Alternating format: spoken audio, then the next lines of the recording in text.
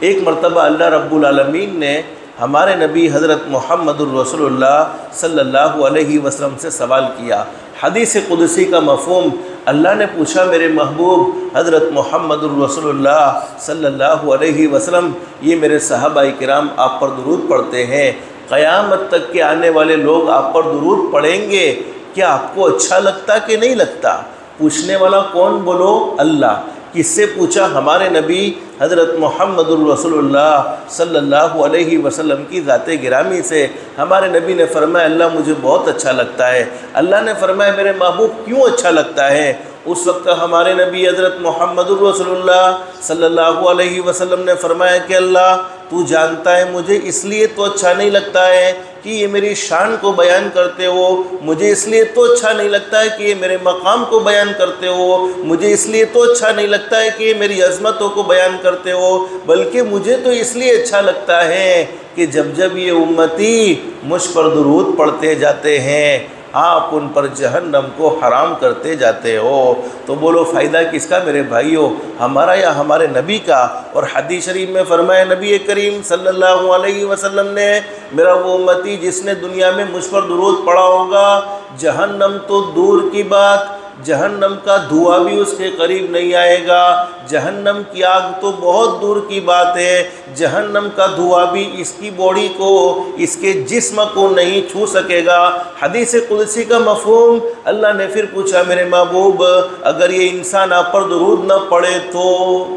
کبھی کبھی ہوتا ہے نا ہم درود شریف میں بھی غفلت برتتے ہیں، حالانکہ درود شریف کا تو خاص طور پر اہتمام کرنا چاہیے۔ ہمارے نبی صلی اللہ نے پوچھا اللہ نے پوچھا میرے محبوب اگر یہ انسان آپ پر درود نہ پڑھے تو؟ ہمارے نبی اپنی امت کا نقصان نہیں چاہتے تھے بلکہ ہر وقت امت کا فائدہ چاہا ہے، امت سے بڑی محبت کی ہے، امت سے بڑا پیار کیا ہے۔ ہمارے نبی حضرت محمد الرسول اللہ صلی اللہ علیہ وسلم نے کوئی جواب نہیں دیا بلکہ خاموش رہے۔ اللہ نے فرمایا میرے محبوب فکر کرنے کی ضرورت نہیں ہے، اگر یہ انسان آپ پر درود پڑھے یا نہ پڑھے آسمان کے فرشتے آپ پر درود پڑھنے والے ہیں۔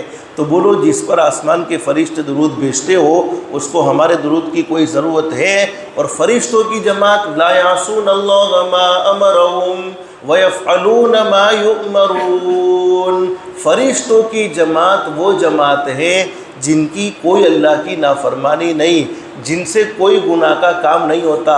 اب سوال یہ ہے کہ فرشتے کتنے ہیں؟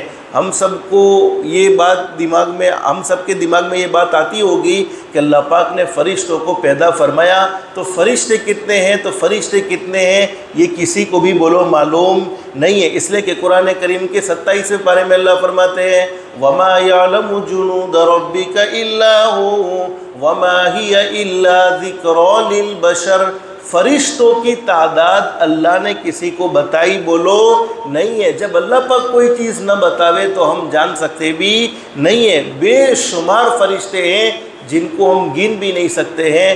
فرشتے حضرت نبی کریم صلی اللہ علیہ وسلم کی ذات گرامی پر درود بھیجتے ہیں۔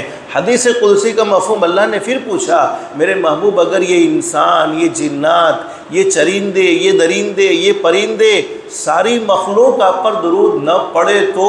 ہمارے نبی اپنی امت کا نقصان نہیں چاہتے تھے بلکہ ہر وقت امت کا فائدہ چاہا ہے۔ ہمارے نبی نے کوئی جواب نہ دیا، ہمارے نبی خاموش ہو گئے۔ اللہ نے فرمایا میرے محبوب فکر کرنے کی ضرورت نہیں ہے، اگر یہ انسان آپ پر درود پڑھے یا نہ پڑھے، یہ جنات آپ پر درود پڑھے یا نہ پڑھے، یہ فرشتے، یہ چرندے، یہ درندے، یہ پرندے آپ پر درود پڑھے یا نہ پڑھے، میں رب العالمین آپ پر درود بھیجنے والا ہوں۔ تو بولو جس پر اللہ درود بھیجتے ہو اس کو ہمارے درود کی کوئی ضرورت ہے؟ ارے بولو نا کوئی ضرورت ہے؟ کوئی ضرورت نہیں ہے، جس پر اللہ خود درود بھیجتے ہو۔ اور یہ بات اللہ قرآن کریم کے 22ویں پارے میں بیان فرماتے ہیں۔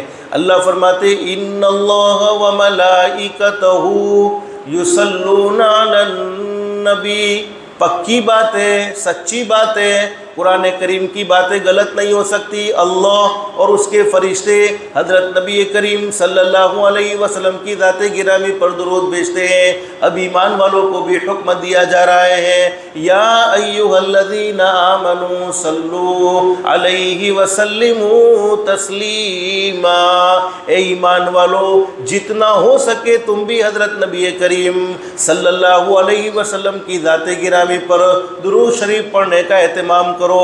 اس آیت کریمہ سے علماء نے مسئلہ ذکر کیا ہے کہ حضرت نبی کریم صلی اللہ علیہ وسلم کی ذات گرامی پر زندگی میں ایک مرتبہ درود شریف کا پڑھنا واجب یعنی ضروری ہے۔